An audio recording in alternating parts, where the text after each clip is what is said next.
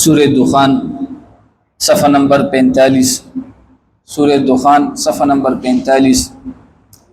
سورہ دخان مکیتن دا سورہ دخان دے په مکہ مکرمه کې نازل شوی دی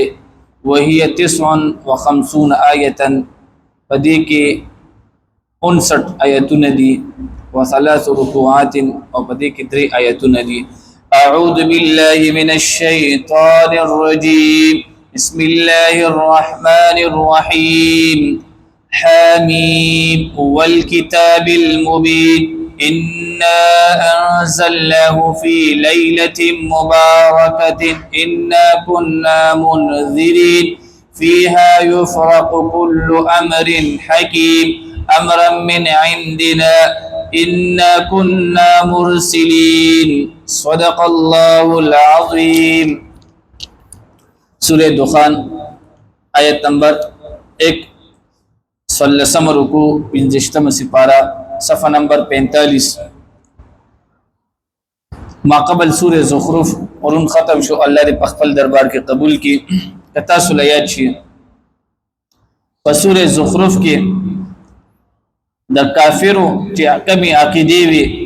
په هغه باندې رد او شول د الله د طرفه چې کافر بذات خود اغم صحیح نه دي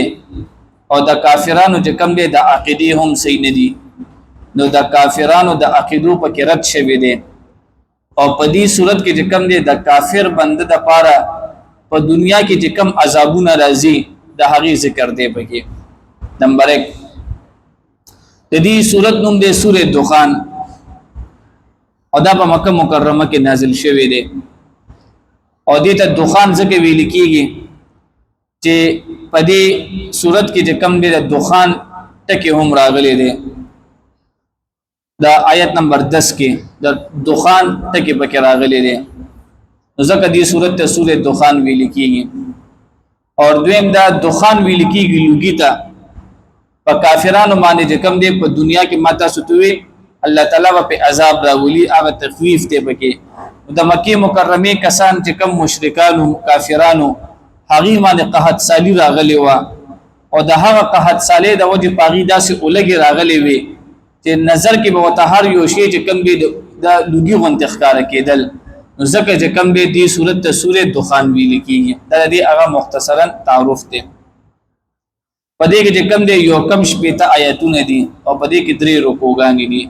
حمیم والکتاب المبین حمیم حروف مقطعات دي او پدې کې چې کم دې بار بار مونږ دا وایو چې دې صحیح معنی او مطلب دا الله ته معلوم دی او مختصرا دا چې بعض علماء لیکلي دي چې دا حروف مقطعات کې چې کم حروف دي دا هر یو حرف نه د الله تعالی نوم طرف ته اشاره ده نو حان چې کم دی حمید دی دا د الله تعالی صفتی نوم دی او میم نه مراد مجید دی بزرګي والا او دا هم د الله تعالی صفتی نوم دی نو حان مراد حمید او میم نه مراد مجید او دویم قول پکې دا چې د هی صحیح معنی او مطلب دا الله ته معلومه ده حمیم الله ورسوله اعلم بمراده الله دا نبی له صلوات و سلام پیغمبر د دې په معنی په مطلب باندې صحیح پوهه دی والکتاب او قسم دې دې کتاب باندې المبین چې واضح دی د قران عظمت په کې بیانېږي نمبر 1 د قران عظمت ولی چې الله تعالی قران دی او الله تعالی به کوم دی بیا په قران باندې قسم خوري معلومیږي دا چې قران دا یو عظمت والا کتاب دی او دویم بیا دا قران چې نازل شوی دی نو دا چې کوم دی یو برکت والا شپه کې هم نازل شوی دی نو هغه شپه هم برکت والا ده او دا قران هم څه شی دی برکت والا دی او دا قران مجید نازل شوی دی فی لیلۃ مبارکہ الذين کم دی اتفاقی طور سره علماء دا لیکلي دي چې د دینه مراد کم دی لیلۃ القدر شپه ده چې دا د رمضان اخرنه لس شپې دي او په دې کې بیا تاک شپې دي په دغه تاک شپو کې چې کم دی قران مجید دا نازل شوی دی والکتاب المبین او قسم دی په دې قران باندې چې واضح دی ان انزلناه بشک موږ نازل کړو دا قران مجید فی لیلۃ پداسش پکې مبارکۃ چې مبارکه ده انا كنا بشک مونږ یو منذرین يرون کې فيها پدې کې يفرق فیصله کولی شي كل امر د هر کار حکیم حکمت والا امرن پوهی کول سرا من عندنا لخبل طرفنا انا كنا مرسلین بشک مونږ یو رلیګون کې رحمتا من ربک بسبب د رحمت استاد رب انه هو السميع بشک الله رب العزت ډیر اوریدونکي دی العلیم او په دې رب السماوات والارض او رب د اسمانونو والارض او د زمکه وما بينهما او سجده دي پمینس کې دي ان کنتم کچری تاسو موقنین یقین کوونکې لا اله الا هو نشته ده هیڅ معبود سوا د الله تعالی نه یحیی و یمیت هغه ژوند کوي او مړ کوي ربکم استاسو رب دې او رب آبائکم الاولین او رب دې استاسو د پلارانو پخوانو بل هم فی شک یلعبون بلکې دوی په شک کې لوبي کوي فرتقب نو ته انتظار کوا یوم تأتی السماء د هغه ورځې چې را بوري اسمان بدخان لږه مبین خکارا نبی علیہ الصلوۃ والسلام چې کله د مکه مکرمه د خلکو نه خفه شو نبی علیہ الصلوۃ والسلام بد دعا وکړه وی الله پدې مکی خلکو باندې داسې قحط سالی راولا چې څنګه په مصر خلکو باندې راغلی و نو د نبی صلی الله علیه وسلم دا بد دعا د اخیری دا قبول شوه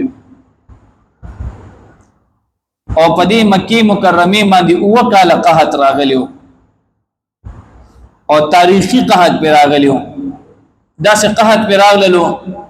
چې اوبه کم دي دا مکمل اوچې شوه او کم زناور چې دینه به مردار شول او دا به داسې په ځنګل کې په صحرا کې به لړ کړو نو دا خلک اخره کې دی پسې لاړل اور د دې مردار زناورو چمړې هغه پړلې وي نو قحط سالی دومره وګدش ولا چې د هغه نه پس دی لاړل د دې مردار زناورو اډو کې پړلې دي او داسې اولګي پیراغللې چې داسې به قتل نو پستر ګمانه به تیار راتلا نو دغه تیاری ته چې کوم د دخان ویل کیږي لږی بیا دی نبی علیہ الصلوۃ والسلام ته ابو سفیان راغلو چې یرا په دې مکی مکرمه کې استا چې کوم د خاندان دی وغه چې کوم د مکمل هلاکیږي نبی علیہ الصلوۃ والسلام داغه نه پس دی د لپاره دعا کړی دا نبی علیہ الصلوۃ والسلام د دعا نه پس باران رحمت شوی دی او دا هغه یو دخان چې کم دی د هغه ته هم ویل کیږي فرتقب نو ته انتظار کوا یوم د هغه ورځې تأتی السماء چې راوړي اسمان بدخان مبین لږی ښکارا یغش الناس چې پټ پکړي خلق هذا هم داد عذاب الیم درناک عذاب ربنا اذا منغربا ربنا اكشف عنا العذاب اذا منغربا لرک لمغنا دا عذاب انا مؤمنون بشک مونږ ایمان نوړې دي ان لهم الذکر کوم زی بعد دې د پاره نصیحت وی